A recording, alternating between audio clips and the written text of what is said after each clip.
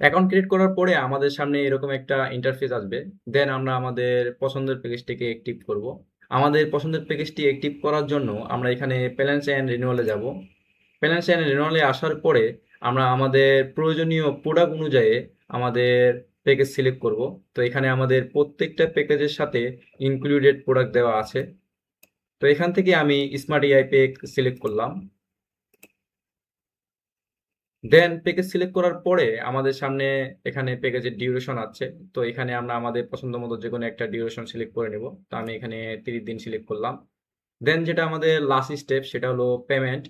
তো আমাদের package active করার আগে অবশ্যই আমাদেরকে পেমেন্ট করা লাগবে। তো এখানে আমরা বিকাশ, নগদ, রকেট যে কোনো একটা মাধ্যমে আমাদের পেমেন্ট করতে পারবো।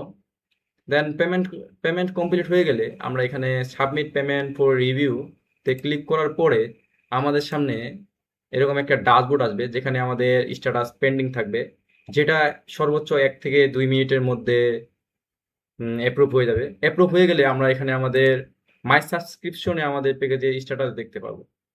দেন মাই প্রোডাক্টে আমাদের যে প্যাকেজের আন্ডারে প্রোডাক্টগুলো আছে এখান থেকে আমরা এগুলো অ্যাক্সেস করতে পারবো। তবে এগুলাকে অ্যাক্সেস করার আগে অবশ্যই আমাদেরকে একটা এক্সটেনশন ডাউনলোড করা লাগবে। উইথাউট এক্সটেনশন আমরা এই প্রোডাক্টগুলোকে অ্যাক্সেস করতে পারবো না। তো এক্সটেনশন ডাউনলোড করার জন্য আমরা প্রথমে ড্যাশবোর্ডে চলে যাব।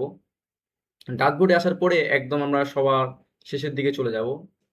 সবার শেষে আসার পরে এখানে নেক্সাস অ্যাক্সেস নামে একটা অপশন আছে। দেন হচ্ছে এখানে আমরা ওপেন অ্যাক্সেস ইস্যুতে ক্লিক করব। ওপেন অ্যাক্সেস ইস্যুতে ক্লিক করার পরে আমাদের সামনে আমাদের এক্সটেনশন চলে আসবে। দেন এটাকে আমরা ডাউনলোড করব।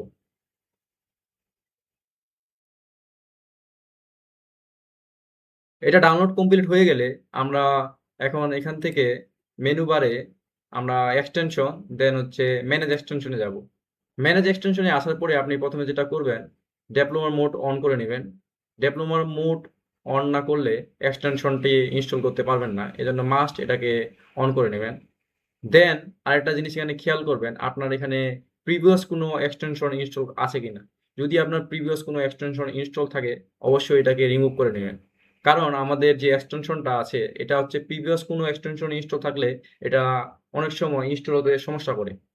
যদি আপনার প্রয়োজনীয় এক্সটেনশন হয় সেক্ষেত্রে আপনি আলাদা ব্রাউজার ইউজ করতে পারেন, অথবা ক্রোমের নিউ প্রোফাইল ক্রিয়েট করে এটি করতে পারেন।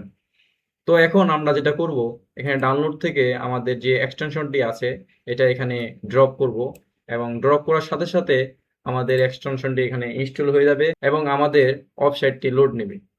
দেন আমরা এখান থেকে ড্যাশবোর্ডে যাব। ড্যাশবোর্ডে আসার পরে এখানে আমরা মাই প্রোডাক্টে যাব। মাই প্রোডাক্টে আসার পরে আমরা এখানে যে কোনো প্রোডাক্ট এখন আমরা অ্যাক্সেস করতে পারবো। যেমন ধরেন আমি চ্যাট জিপিটিতে গেলাম, দেন আমি এখানে যে কোনো একটা সার্ভার অ্যাক্সেস করলাম, ধরেন 6 নম্বর সার্ভারটি, এবং এখানে আমার 6 নম্বর সার্ভারের অ্যাকাউন্টটি লগ ইন হয়ে গেল। এখন আরেকটা সার্ভার ট্রাই করে দেখি। ধরেন 2 নম্বরটা ট্রাই করলাম, এবং 2 নম্বরটা ট্রাই করার সাথে সাথে আমার এখানে 2 নম্বরের সার্ভারের অ্যাকাউন্ট লগ ইন হয়ে গেল।